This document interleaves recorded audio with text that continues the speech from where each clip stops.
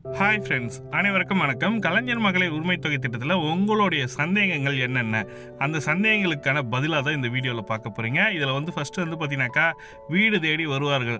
அது என்ன சார் வீடு தேடி வருவார்கள் சொல்லிட்டு பார்க்க போகிறீங்க. மேல்முறை செய்தவர்களுக்கு சலுகைகள் இருக்கா, என்ன சலுகைகள் கொடுத்துருக்காங்க, கடந்த மாதம் வந்தது சார் ஆனால் இந்த மாதம் வரல சார், என்ன செய்யணும் சார் நான் போய் அப்படின்னு கேட்குறீங்க. அதுக்கப்புறம் புதிய விண்ணப்பம் எப்போது தொடங்கும், அது இந்த 4 இன்ஃபர்மேஷனை தான் இந்த வீடியோவில் ஃபுல் டீட்டெயில்டாக பார்க்க போகிறீங்க. வீடியோ ஸ்கிப் பண்ணாமல் பாருங்கள். ஒரு ஸ்கிப் பண்ணிங்கன்னா எதனா ஒரு இன்ஃபர்மேஷன் நீங்கள் மிஸ் பண்ணிடுவீங்க. இது ஃபுல் டீட்டெயில்டாக ஒரு ஆஃபீஸரிடம், கவர்மெண்ட் ஆஃபீஸரிடம் கேட்டு பெற்ற தகவல் தான் நான் உங்களுக்கு கொடுக்க போகிறேன். இது யாரும் ஸ்கிப் பண்ணால் பாருங்கள், அப்போ தான் உங்களுக்கு புரியும். இந்த வீடியோ பிடிச்சிருந்தா லைக் பண்ணுங்கள், லைக் பண்ணிவிட்டு சப்ஸ்கிரைப் பண்ணிட்டு பெல் பட்டனையும் ப்ரெஸ் பண்ணிங்க. இது போன்ற பயனுள்ள தகவலை நம்ம சேனலில் ஷேர் பண்ணுவோம், நீங்களும் மிஸ் பண்ணாமல் பார்க்கலாம். வாங்க வீடியோக்குள்ளே போகலாம். இப்போ பார்த்தீங்கன்னாக்கா வீடு தேடி வருவார்கள். என்ன சார் வீடு தேடி வருவாங்க? இப்போ பார்த்தீங்கன்னாக்கா கலைஞர் மகளிர் உரிமை தொகை திட்டத்தில் கடந்த ஜூன் மாதமும் ஜூலை மாதமும் பார்த்தீங்கன்னாக்கா தமிழக அரசாங்கம் ஒரு சுற்றறிக்கை எடுத்தாங்க. 1.48 லட்சம் பேர் கூடுதல் பயனாளிகளாக சேர்க்கப்பட போகிறார்கள் சொல்லிட்டு சொல்லியிருந்தாங்க. சட்டசபையிலும் சொல்லியிருந்தாரு, அமைச்சர் தங்கம் தென்னரசும் சொல்லியிருந்தாங்க. இந்த தகவல் பார்த்தீங்கன்னாக்கா சொன்னதுக்கப்புறம் ஒரு ஜூலை 10ஆம் தேதி கிட்ட வீடு தேடி வருவாங்க சார் அப்படின்னாங்க. அது என்ன சார் வீடு தேடி வருவாங்கன்னா, உங்களோட மேல்முறையீடு செய்து பரிசீலனையில் உள்ள அப்ளிகேஷன் நிராகரிக்கப்பட்டிருந்தது, அல்லது மேல்முறையீடு செய்து இன்னும் பரிசீலனையிலே உள்ளது, இன்னும் கிடைக்கல சார், எனக்கு அப்ளிகேஷன் அப்படியே ஸ்டேட்டஸ் ப்ராசஸிங் தான் சார் இருக்குன்றவங்களுக்கு வீடு தேடி வந்திருக்காங்க. அவங்க வீட்டுக்கு வர சொல்ல நாம் காட்ட வேண்டிய ஆவணங்கள் என்னென்னு பார்த்தீங்கன்னாக்கா, நீங்கள் ஆதார் கார்டு வச்சுருக்கணும், ரேஷன் கார்டு வச்சுருக்கணும், என்ஆர்ஜிஎஸ் கார்டு வச்சுருந்தீங்கன்னாக்கா உங்களுக்கு முழுமையான தகவல் கொடுத்துருக்காங்க. என்ஆர்ஜிஎஸ் கார்டுனா 100 நாள் வேலை திட்டத்தில் நீங்கள் வேலை செய்கிறவங்க இருந்தாக்கா அவங்களுக்கு முன்னுரிமை கொடுக்கணுன்ற மாதிரி சொல்லி கொடுத்துருக்காங்க. அது மட்டும் இல்லாமல் என்ன காரணத்துக்காக நிராகரிக்கப்பட்டதுக்கு ஆவணம் வச்சுருக்கணும். இப்போ பார்த்தீங்கன்னாக்கா மின் கட்டணம் நான் அதிகமாக கட்டியிருக்கேன் சார், ஒரு வருடத்தில் 3600 யூனிட்டுக்கு மேலே யூஸ் பண்ணியிருக்கேன்னு சொன்னாக்கா அந்த யூனிட் நான் யூஸ் பண்ணலை அப்படின்ற மாதிரி காட்டணும். வீடு கட்டின என்ன ரீசன்ன்றதை அவங்க கிட்ட சொல்லணும், ரீசனும் சொல்லணும். அதுக்கப்புறம் ஆவணம் இருந்தால் காட்டலாம், அப்படி இல்லைன்னா இந்த கடந்த ஒரு வருடமாக என்ன யூனிட் யூஸ் பண்ணியிருக்காங்கன்றதை செக் பண்ணிக்கலாம். அடுத்து பார்த்தீங்கன்னாக்கா உங்களிடம் கார் இருந்தது, அந்த காரணத்துக்காக நான் நிராகரிக்கப்பட்டது. நான் கார் வச்சிருக்கிறது அத்தியாவசிய தேவைக்கு தான் மட்டும்தான் சார்.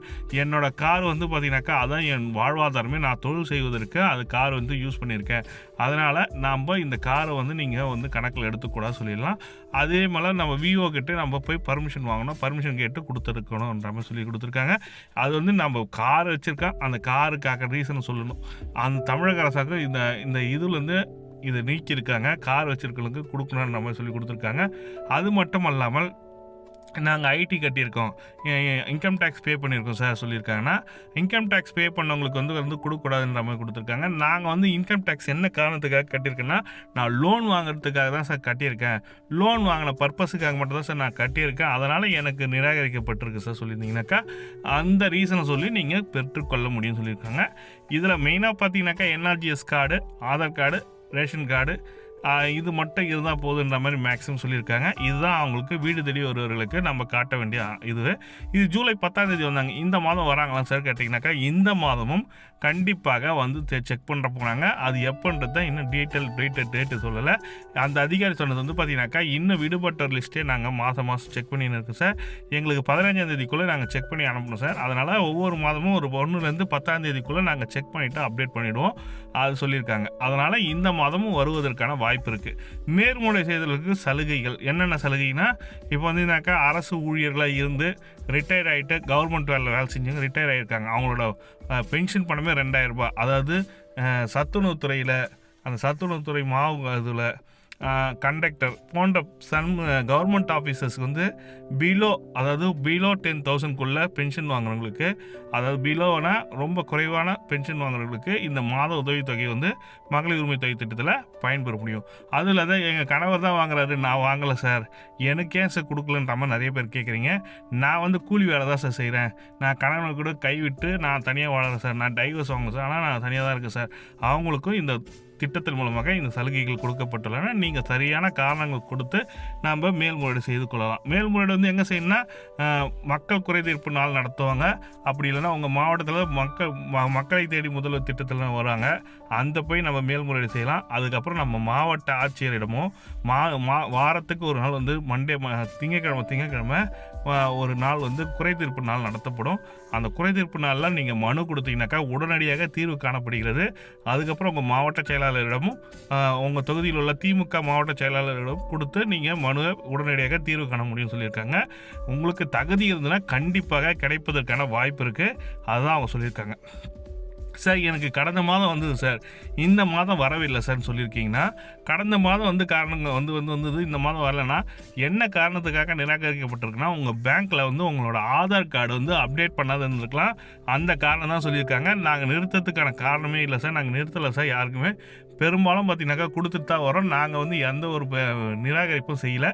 உங்களோட பேங்க் பாஸ்புக்கில் ஆதார் கார்டு அப்டேட் பண்ணாமல் இருந்ததுனாக்கா உங்களுக்கு பணம் வராமல் இருந்திருக்கும். உங்கள் பேங்க்கில் போயிட்டு கேஒய்சின்னு சொல்லுவாங்க. மேலும் 2,30,000 பேருக்கு ரூபாய் 1000 அப்படின்னு மென்ஷன் பண்ணிருக்காங்க. கலைஞர் மகளிர் உரிமை திட்டத்தில் மேலும் 2,30,000 பெண்கள் இணைக்கப்பட்ட திட்டம் அப்படின்னு மென்ஷன் பண்ணிருக்காங்க. இதுல இருந்து நீங்க டீடைலா தெரிஞ்சுக்கலாம். இப்ப 2,30,000 பெண்கள் இணைக்கப்பட்ட திட்டம் அப்படின்றத மென்ஷன் பண்ணும்போது இப்போதைக்கு பாத்தீங்கன்னா 1,48,000 பேருக்கு பணம் வந்துருச்சு. மேல்முறையீடுல ஒரு சில அப்ளிகேஷன் அப்ரூவ் பண்ணிருக்காங்க. இன்னும் இந்த 2,30,000 பேர் கம்ப்ளீட் ஆகிறதுக்கு புதிய விண்ணப்பம் கண்டிப்பா வரப்போகுது. பெண்கள் இணைக்கப்பட போறாங்க அப்படின்றத நீங்க டீடைலா பார்க்கலாம். புதிய பயனாளிகளை இணைப்பதற்கான விண்ணப்பங்கள் அடுத்த மாதம் முதல் வழங்கப்படலாம் என திட்ட அதிகாரிகள் தகவல் அப்படின்றதை மென்ஷன் பண்ணிருக்காங்க. இந்த மாதம், அதாவது போன மாசம் இந்த மாதம் முதல் புதிய அப்ளிகேஷன் வழங்கலாம் அப்படின்ற தகவல் அதிகாரிகள் தெரிவிச்சதா மென்ஷன் பண்ணிருக்காங்க. இந்த 1,48,000 பேர்ல பணம் ரூபாய் 1000 ரூபாய் உங்களுடைய வங்கி கணக்குல செலுத்தப்பட்டிருந்தாங்கன்னா கண்டிப்பா மென்ஷன் பண்ணுங்க. நிறைய பேர் வர வைக்கப்பட்டிருக்கு அப்படின்றத மென்ஷன் பண்ணிருக்காங்க. இதுலயும் வராதவங்க கண்டிப்பா மேல்முறை செய்யறதுக்கு புதிய விண்ணப்பம் செய்யறதுக்கும் கண்டிப்பா வாய்ப்பு உருவாக்கி தருவாங்க அப்படின்ற அப்டேட்டும் நமக்கு கிடைச்சிருக்கு. கண்டிப்பா பணம் வராதவங்க கண்டிப்பா சிஎம்எல் பிளான்ல கால் பண்ணி கேளுங்க. அதே போல பணம் வராதவங்க சிஎம்எல் பிளான்ல கால் பண்ணி கேட்டவங்களுக்கும் என்ன பதில் அப்படின்றத தொடர்ந்து ஃபாலோ பண்ணுங்க. சிஎம்எல் பிளான்ல நிறைய பேர் கால் பண்ணி கேட்க சொல்லுங்க. ஒரு சிலர் கால் பண்ணி கேட்டு கமெண்ட் பாக்ஸ்லயும் மென்ஷன் பண்ணிருக்காங்க.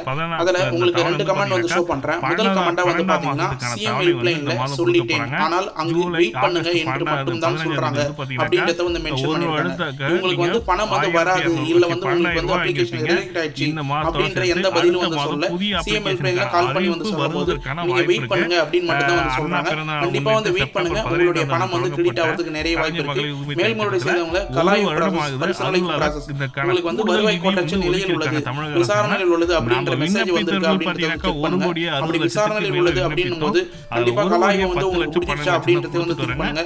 கலாய் முடிச்சிட்டு இருந்தா மட்டும் தான் உங்களுக்கான பணம் வரணும்னா நீங்க எடுத்துக்கணும். கலாய் முடியலாம், இதுக்கு மேல கலாய் நடத்திட்டு பணம் வரதுக்கு நிறைய வாய்ப்பு இருக்கு. அதனால தான் வெயிட் பண்ணுங்க அப்படின்றத மென்ஷன் பண்ணிருக்காங்க. இன்னொரு சப்ஸ்கிரைபர் மென்ஷன் பண்ணிருக்காரு, இது வரைக்கும் பணம் வரவில்லை, சிஎம்எல் பிளான்ல கால் பண்ணி கேட்டேன், வெயிட் பண்ணுங்கன்னு சொல்றாங்க அப்படின்றது இவரும் மென்ஷன் பண்ணிருக்காங்க. சிஎம்எல் பிளான்ல வெயிட் பண்ணுங்க அப்படின்னு மென்ஷன் பண்றாங்க. அப்படின்னு ஏன் வெயிட் பண்ணுங்க அப்படின்னு மென்ஷன் பண்றாங்கன்னா கண்டிப்பா உங்களுக்கு கலாய் ப்ராசஸ் முடியலனா உங்களுக்கான பதில் அவங்க தெரிவிக்க முடியாது. உங்களுக்கு கலாய் பர்சனல் ப்ராசஸ் இந்த தகுதி எல்லாம் உங்களுக்கு இருக்கா, நீங்க கொடுத்த கிரைட்டீரியா எல்லாமே கரெக்ட்டா வந்திருக்கு, ஆண்டு வருமானம் கரெக்ட்டா இருக்கா, மின் கட்டணம் பரிசீலனை கரெக்ட்டா இருக்கா, அந்த தரவுகள் எல்லாமே செக் பண்ணிட்டு தான் உங்களுக்கு பணம் செலுத்துவாங்க.